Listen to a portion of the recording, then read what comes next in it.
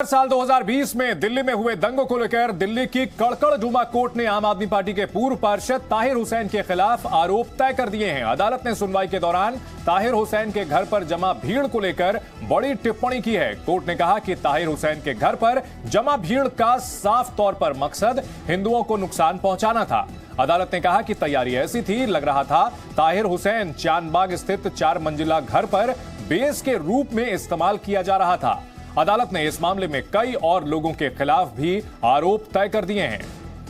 दिल्ली दंगों को लेकर आम आदमी पार्टी के पूर्व पार्षद ताहिर हुसैन ने दंगा प्लान बनाया था और अपने घर को बेस की तरह इस्तेमाल कर रहा था। कई और लोग वहां पहुंचे थे और इसका मकसद वहां हिंदुओं को टारगेट करना था। ये आरोप इसमें बताया गया है। ताहिर हुसैन का दंगा प्लान एक्सपोज हो चुका है। बड़े खुलासे के लिए यह बात सामने आई है। दंगे के लिए घर को बेस की तरह तैयार किया गया। घर के पास बड़ी संख्या में मुस्लिमों को जुटाया गया। घर से पत्थरबाजी की गई, पेट्रोल बम से हमला करवाया।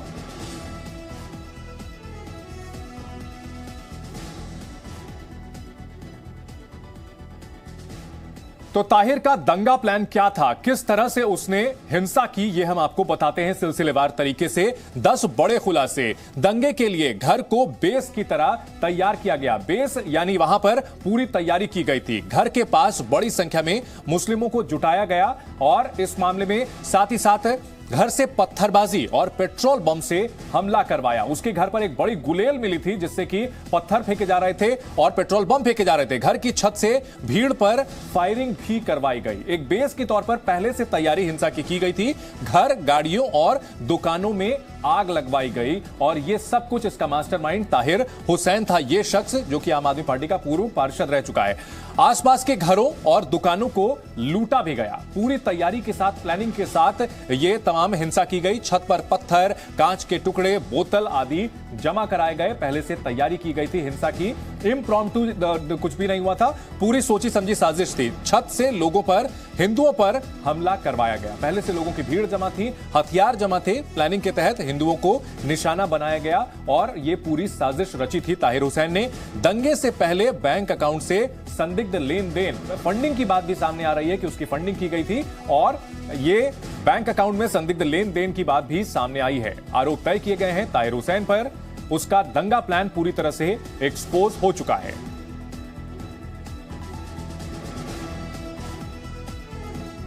सिलसिलेवार तरीके से हम आपको बताते हैं किस तरह से ताहिर हुसैन के इस प्लान का खुलासा किया गया है कि दंगे को अंजाम देने के लिए घर को बेस बनाया गया, लोगों को इकट्ठा किया गया, बड़ी संख्या में पत्थरबाजी की गई, पेट्रोल बम से हमला किया गया और छत से भीड़ पर फायरिंग भी करवाई गई। घर, गाड़ियों और दुकानों में आग लगाई गई।